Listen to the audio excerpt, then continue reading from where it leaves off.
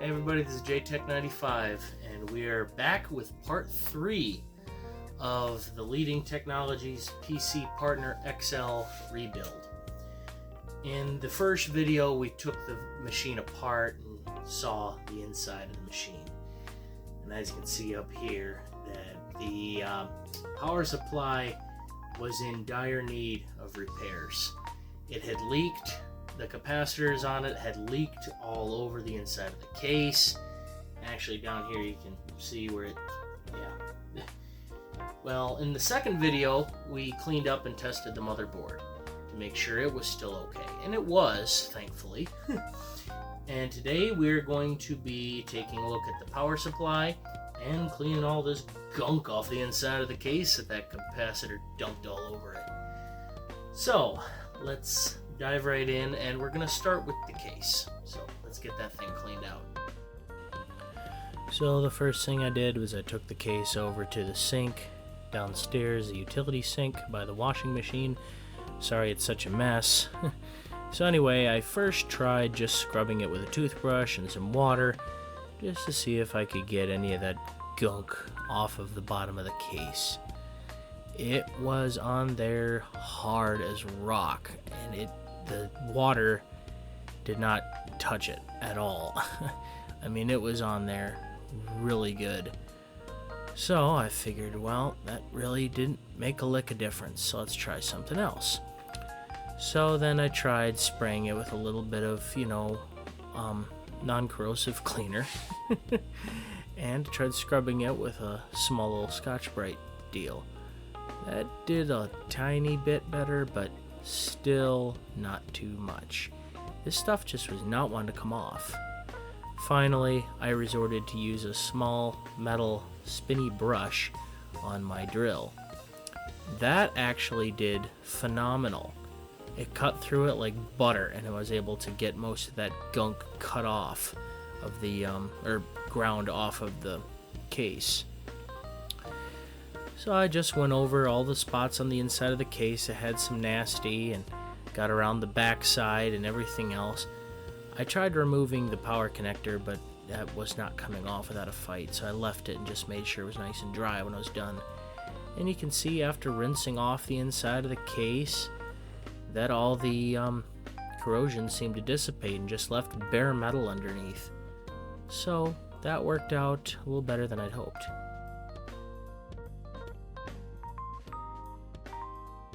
And after cleaning it up and getting all the gunk off of there, I just hit the rusty spots that I was able to clean off with a little bit of rust reformer. That's good stuff. I mean, whether you have a rust on your car, whatever, on anything metal, that stuff works fantastic because it doesn't just cover it up, it actually encapsulates the rust and stops it in its tracks. I've used it on various pieces of metal, whether it be automotive or even some computer parts, and it works fantastic.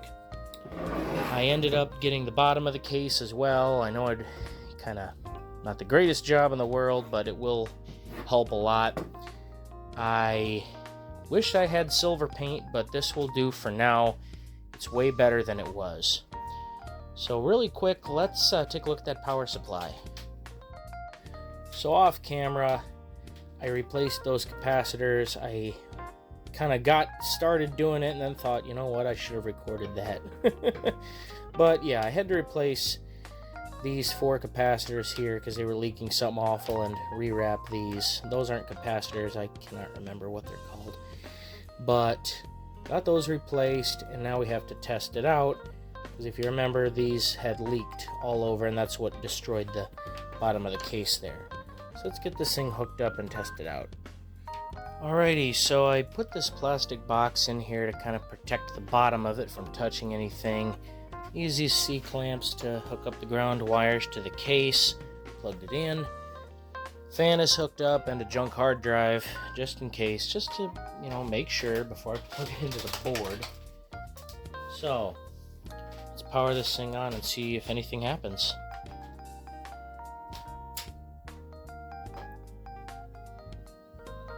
And, well, the hard drive kicked in, so did the fan. You can see right over here, I got my voltmeter. So let's see what kind of voltage we get. move that a little closer. Okay.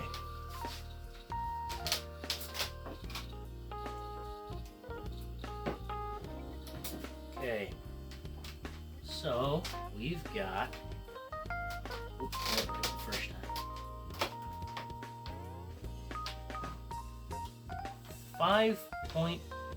About 5.13 volts. Okay.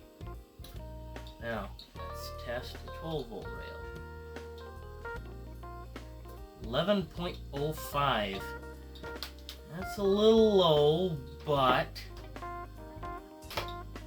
sometimes I've noticed on some of these, if they're not hooked up to a board, it will show a little low. So, a little lower than I would like, but we're gonna throw caution to the wind.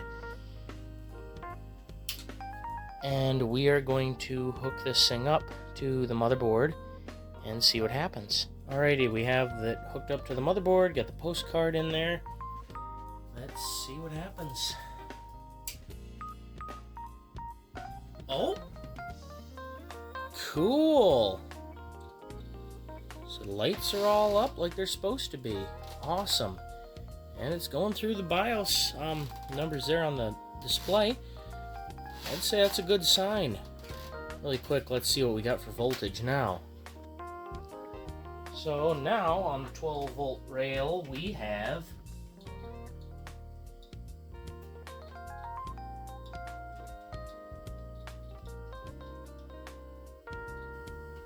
11.56. That's better. It's definitely better than it was. Alrighty, let's put this thing together now. Okay, so we got most of the machine put back together here. Got the motherboard in there, and a CMOS battery, and a video card. I just ended up using a Trident TVGA 9000i because it's what I had laying around. Power supplies all put back together, no problem. Label got torn a bit, but oh well. For a hard drive in here, I decided to put in this Caviar 2420, which is roughly a 400 meg drive. Figured that'd be pretty close to period appropriate. And then I got the two floppy drives here, and there's a little dust on this one, whatever. Another thing that I had to do was for the front panel light board here for, you know, power, LED, hard drive, and turbo. The end of the connector here was pretty badly damaged, so I had to splice in new wires. So, yeah. But luckily the pins on the board stayed in good shape. I'm using this as a PC speaker for now because I don't have a spare cone. Then we've got the CMOS battery here. I'm using a 9 volt. I know it's a little overkill, but I've used them before and haven't had a problem. It's just what I had available at the time. I'm running short on certain parts. So let's really quick pop this thing on and see what happens. Alrighty, let's see what happens.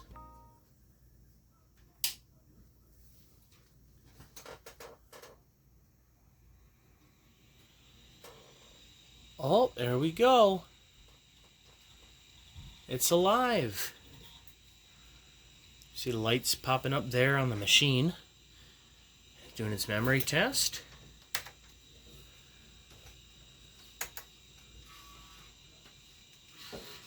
Cool, and both floppy disk drives post. Awesome. Okay, let's run CMOS. Get that all set up real quick. Okay, so let's make sure these settings are all changed over. Let's see, it's February 3rd, 2024. And the time, geez, it's 9:30. Okay.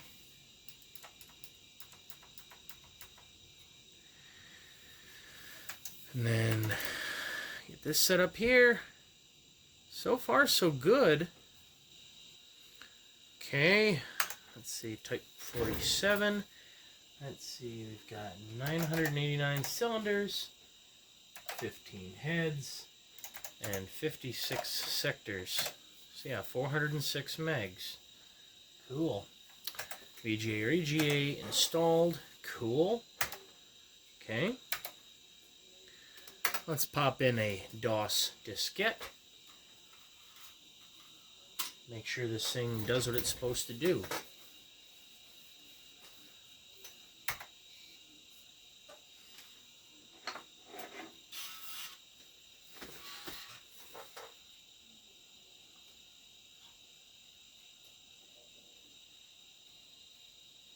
Well, the drive is trying to read.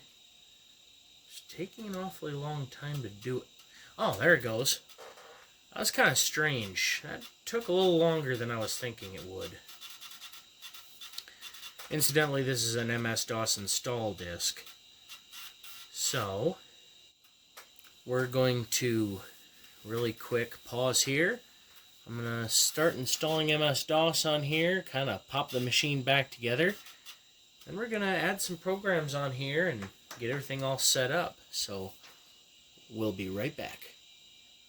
Well, guys, we got the machine all put together. All the drives are in there. I ended up swapping out the video card for a standard AVGA1, just a pretty basic small 16-bit video card, because really that's all this machine needs. And two, I was having some problems with the Trident. And another neat thing I'd like to show about this machine is the monitor. So I'm sure you guys have seen this monitor in a few of my videos before. But did you ever notice the logo up here in the corner of the screen? Looks kind of familiar, doesn't it? Well, what do you know? It's the same logo as the one on the machine. That's right, I've actually had a Leading Technologies monitor for a long time, even before I got this machine. Actually, I didn't know this machine existed until I wanted to find out what Leading Technologies was and the logo on the monitor. And now I have the machine to match the monitor. That's pretty neat in my opinion. So without further ado, let's boot this thing up and see how it goes after the rebuild.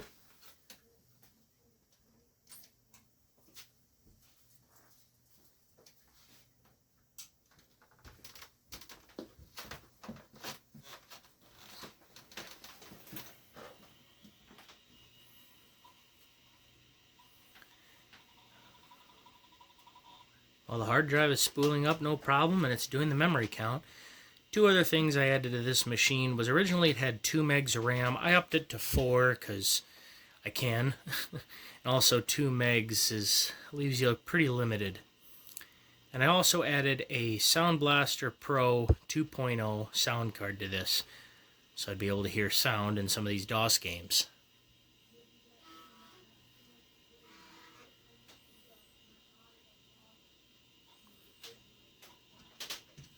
And here we go, starting MS-DOS, testing extended memory with HiMem,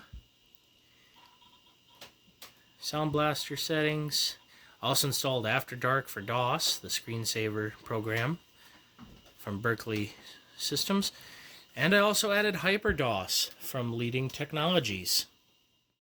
So HyperDOS was a DOS shell that was put out by Leading Technology, the maker of this machine and this monitor.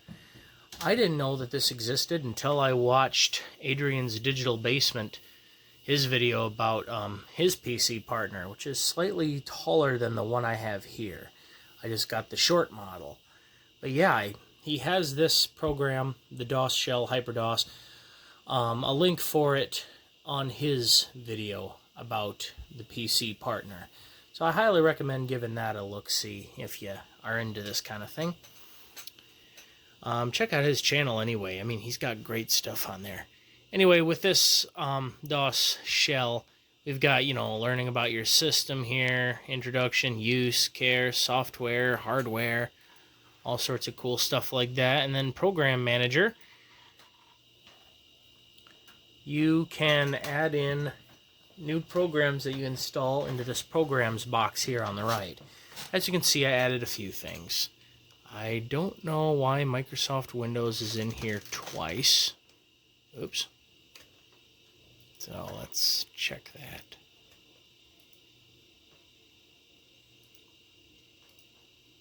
There we go. I don't know why I was in there twice. Got Wolfenstein 3D, and we do have Microsoft Windows version 3.0, which is what came on this machine when it was built, according to some things online I found.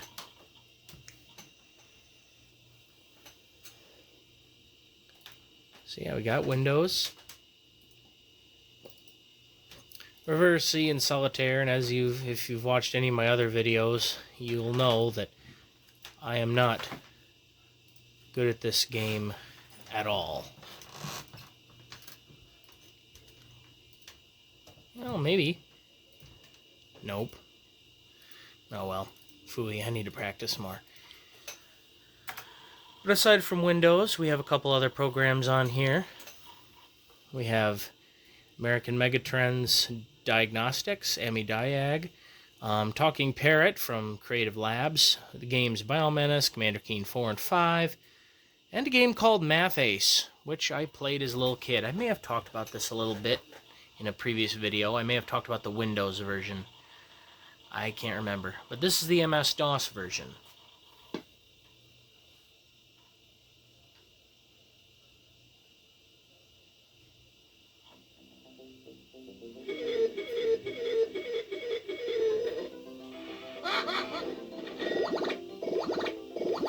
Hi, I'm Bitbot.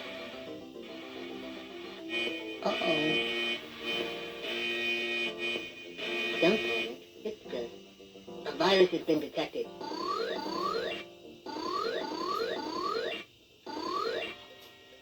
This is a good opportunity to show the turbo functionality. Control-Alt-.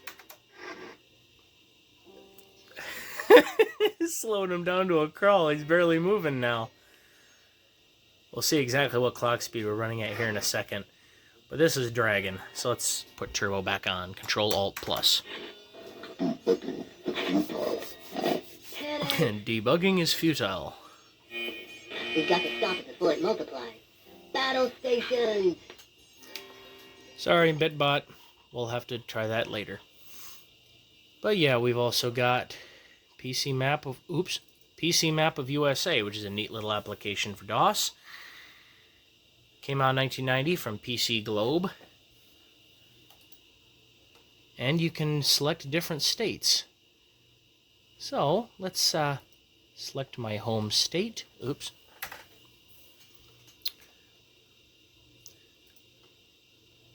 Michigan.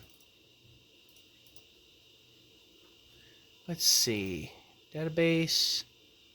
State. There we go. Population of 9.2 million people, but that was in the year of 1990. Let's see. State flag and song.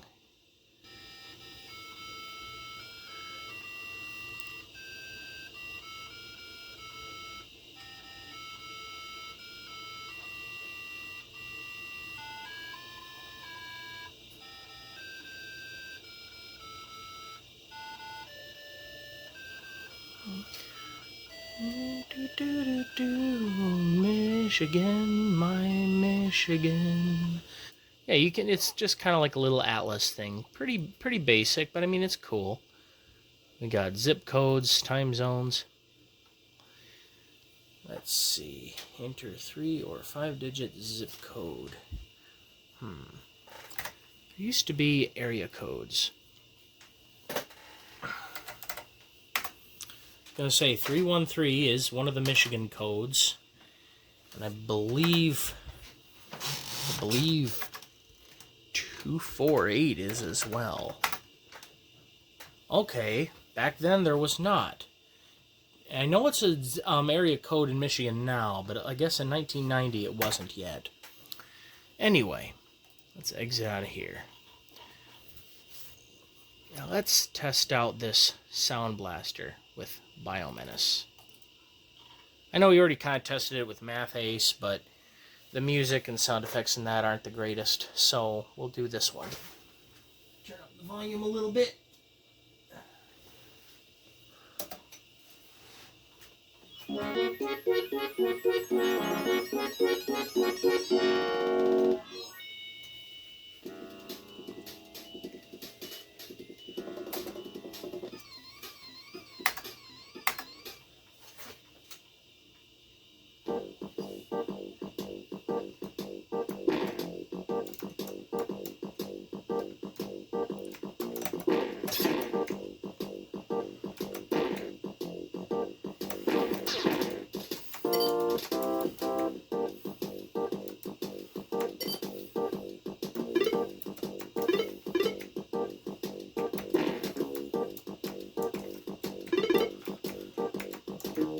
talked a little bit more about this game in my top 10. Whoops. Oopsie daisy. I talked about this game and a few others in my top 10 MS-DOS titles games video, if you want to check that out at some point. But yeah, it's looking like this machine worked out well. Having no problems with it. So I'd say the rebuild was a success. But before we go here, let's really quick run Landmark System Speed Test. But I'm going to have to reboot the machine and hit F5 to keep it from running the memory manager stuff like HiMem and all that stuff, because Landmark and other benchmarking tools will not run with those loaded into memory. So it says starting MS-DOS, hit F5, and it bypasses your config and autoexec.bat files. Now, incidentally, I'm using my Northgate OmniKey 102 keyboard. I love it. There we go. The processor in here is a 386SX running at 25 megahertz, which I believe we went over in the first video. I'm pretty positive we did. If we didn't, then shame on me. Video is only 1700, which makes sense. It's a really generic video card. It's essentially the same as this one here, an AcuMOS AVGA1, just really basic 16-bit VGA video card. I do not think this is capable of Super VGA. I tried installing a Super VGA driver under Windows, and it wouldn't even load. So, yeah, really basic video card. Fine for older DOS titles, like old DOS titles, like 1992 and back. But yeah, it's pretty generic, but it does what I need it to do. And now really quick, let's see that turbo functionality. So, Control-Alt-. 9.13 megahertz. Okay. So we're actually running at the speed of a mid-range to low-end 286 in terms of speed. Actually, certain 8086s would run at about 9 or 10 megahertz too. I know that the NEC V30, you could get it in 10 megahertz, I believe, but I think they usually came in 8. But anyway, Control Plus, and go back to turbo. And we'll exit out of here, and I'd say that about wraps it up. Well, guys, I'd say that about wraps it up for the rebuild of the Leading Technologies PC Partner XL. This was the most involved rebuild I've ever done. I mean, as you saw in the previous videos, we went from this, rotted case, exploded batteries, leaking capacitors. I mean, it was a sight. It was in horrible condition. I've seen worse, but at least in my experience, this is the worst one I've ever had to fix. Well, we went from that to this, a working machine that I am very proud to have in the collection. I mean, not just the fact that it's a 386. I mean, I love 386 and 486s, in case you haven't noticed. But I also love the form factor. I mean, it's so small. I mean, right now, the OmniKey keyboard is up on its little feet. If I back it up to here, it's not that much taller than the keyboard up on its feet. That's interesting. So yeah, this is just an all-around neat machine, and I'm really glad I was able to bring it back to life. And thank you all to those who have bared with me through this rebuild and been very patient. I know it's taken me a long time to get this final part of the series out, but I'd say it was worth the wait. This was very, very encouraging to get this thing back in business. Anyway, guys, I want to thank you all for watching. If you like seeing content like this, hit that subscribe button. I try to put out videos at least every week or two and just, keep you guys in the loop on what I'm doing. And if you really want to stay in touch on what's going on the channel, why don't you subscribe to my Twitter account. I have a link for that in my channel description. And also I have a Patreon account. For just $2 a month, you can get special access to future projects and sneak peeks and things like that that'll be coming out in the future. And it also helped me keep this channel going as long as I possibly can. I'm hoping to do this for quite some time.